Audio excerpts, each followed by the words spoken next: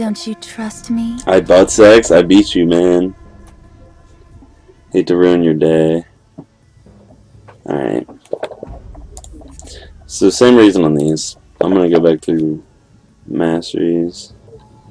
Actually, these were exactly what I had on before. So here was the left side. And then the right side is, I mean, you can do any mixture of these. Like I said, it's blind pick, so you don't typically know. But if I was going against all AD, I would have 3 in here. If I was all AP against AP, I would go 3 in here. But Perseverance is often overlooked by a lot of people, but it is really good, especially, I mean, it's good on people without sustain because it gives them a little bit of extra sustain, but it's especially good on people with sustain already. So, like, when you're low health, you not only get that extra regen, but you can also sustain yourself. Ahri does have sustain because of her passive, so it's not a bad choice. I'm gonna go 2-2. 2-2, though, because, like I said, it's a blind pick. I don't know what I'm up against. I'd rather be as defensive as possible. Whew.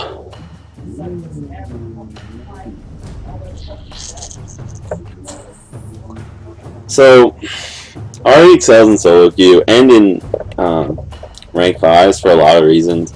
Mostly it's her mobility with her ultimate. It's low cooldown, 3 dashes within 10 seconds. You can pretty much spam the dashes. A lot of times in pro games, you'll see Ahri's pick up Zhonya's Hourglass and pretty much dive in with her ultimate, taunt a key priority target, and Zhonya's, while her ultimate is still available because it lasts 10 seconds. There's a 10-second window where you can use it, so Zhonya's only 2.5 seconds, so there's another 7 seconds or so you can use it. All I do is Smartcast on everyone, except for my Rumble ultimate.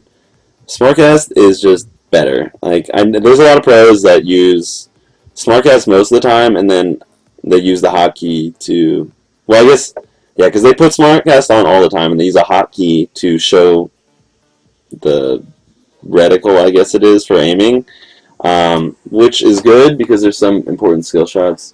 You win? Yeah, we destroyed. I'm doing an RE1 now. There's some important skill shots that it's helpful to line them up.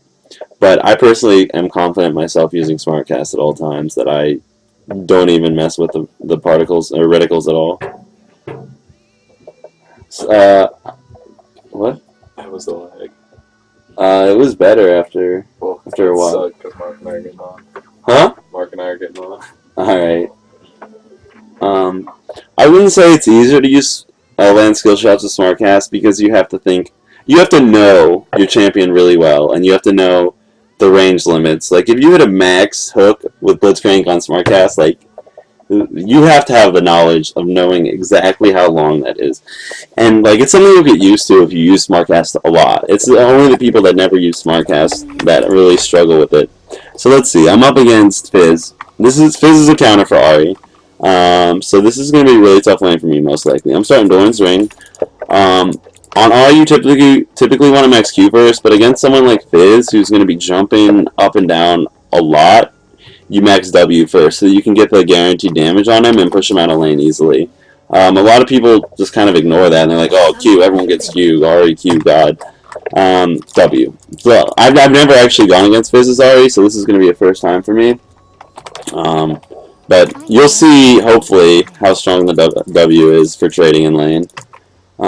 So, like I said, skill shots are not easier to land, but it'll become more and more normal, and it'll be, I would say, I mean, just because it's a lot quicker to throw out the skill shots that you need when you need them, because you don't have to make that second click. There's not a chance you miss it just because you have to do that extra click.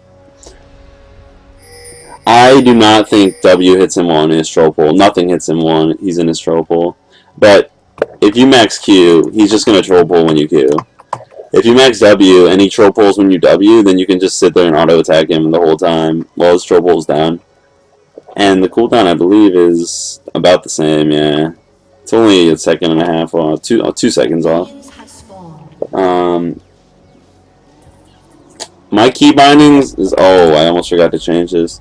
All I did is switch my normal key bindings to the Smartcast key bindings, QWER.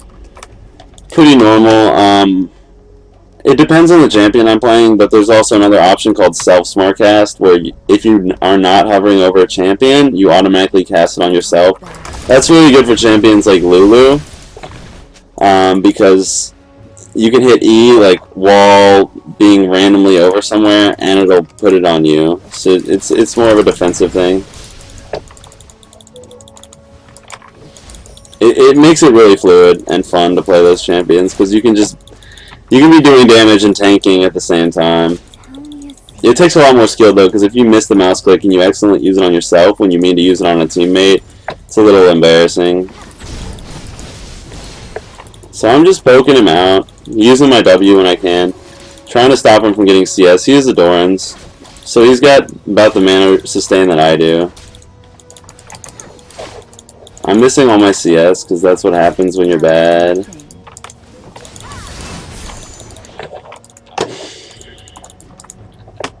Their jungler is Elise, so I gotta be pretty careful. Her ganks are pretty deadly. But Ahri has a lot of range, so I don't really have to worry about it that bad, unless I put myself in a terrible spot. Junglers finish ganking, or finish their jungler around 320 or so. So it's my job to pretty much back up and play scared at that point. So he went out too far, and I just went for a freaking caster minion over a cannon creep. That was terrible. But I hit him as soon as he went out too far. And I'm missing all my CS, so I'm focusing more on harassing Fizz, but for me as an Ahri player, it's definitely you're supposed to be focusing more on CS, because Fizz cannot really CS with you. Let's see, Elise did not go bot, so chances are she's going to be swinging by mid. I'm trying to stay really far back, because I never know if Elise is going to stop by. You can see he's playing really scared of me.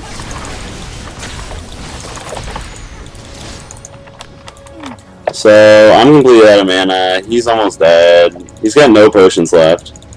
So Elise might be coming for a gank. I just need to save up my mana, which means I really need to last hit everything, because I get mana from last hitting with the Doran's Ring.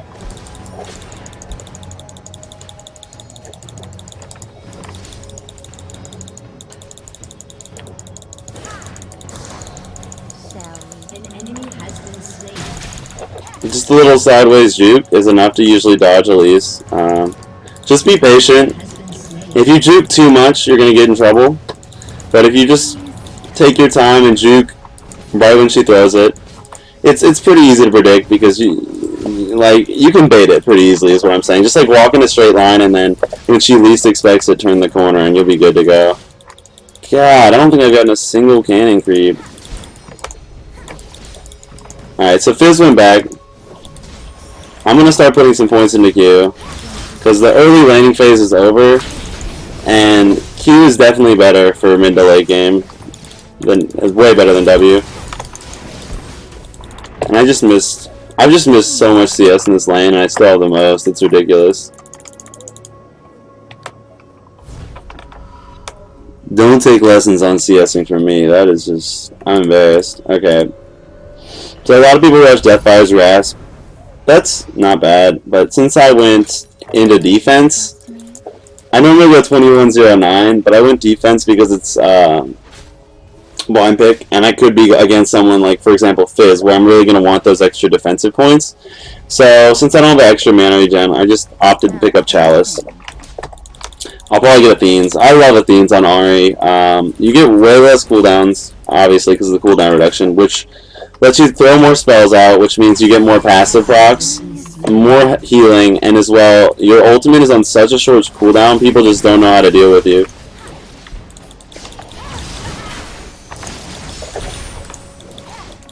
So I didn't taunt him back into tower range, but I did get a little bit of damage on him, and I have the Chalice, so I can continue to just throw out her ass like that.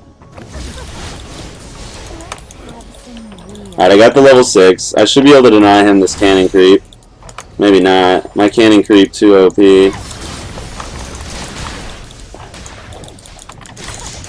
So he wasn't level 6. He shouldn't have gone aggressive on me, but he did.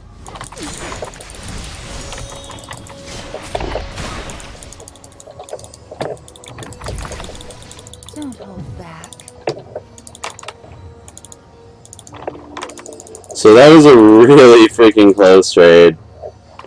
But sadly, he came out ahead. He had the Ignite up sooner than I did because he was 2109.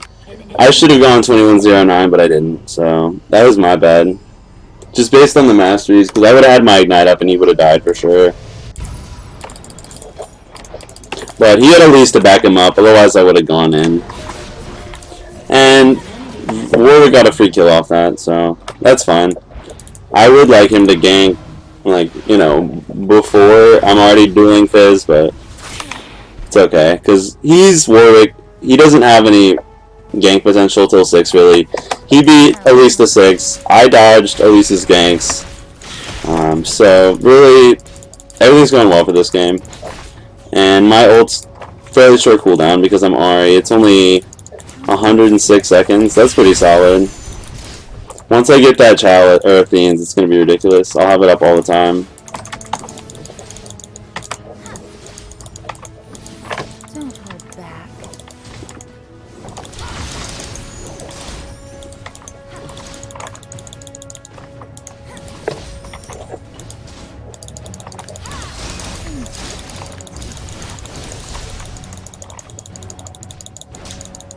Alright, so he's got his level 6 now, so I need to be a little bit terrified.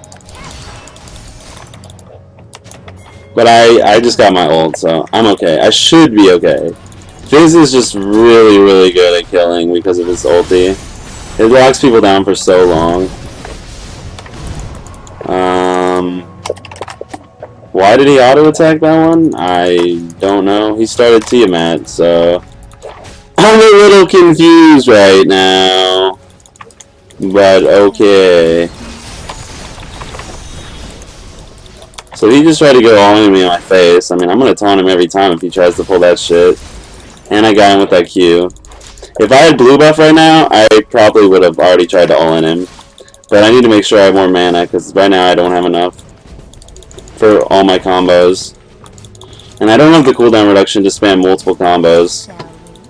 So I don't want to do something stupid and get myself killed.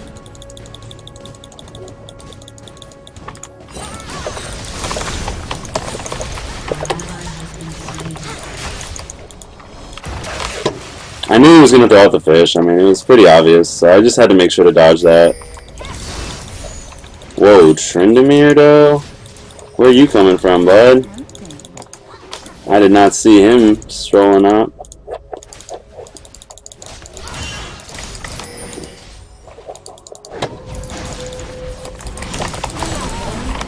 Alright, Warwick OP, like, he ulted, I charmed in. Very easy to combo with Warwick, especially with Ahri. An ally has been slain.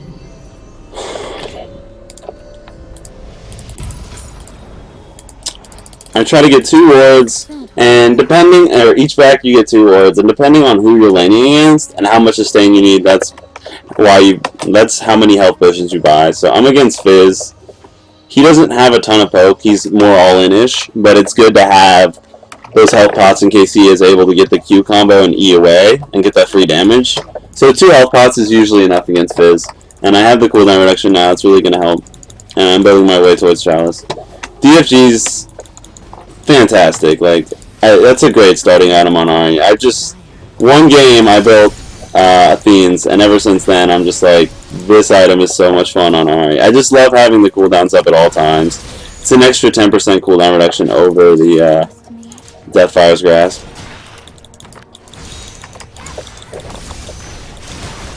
So he got the combo on me pretty hard. I think... Whoa, his ult is up already? That's a miscalculation. But, okay. I totally thought his ult was on cooldown, but I guess his cooldowns don't exist. Oh, shit.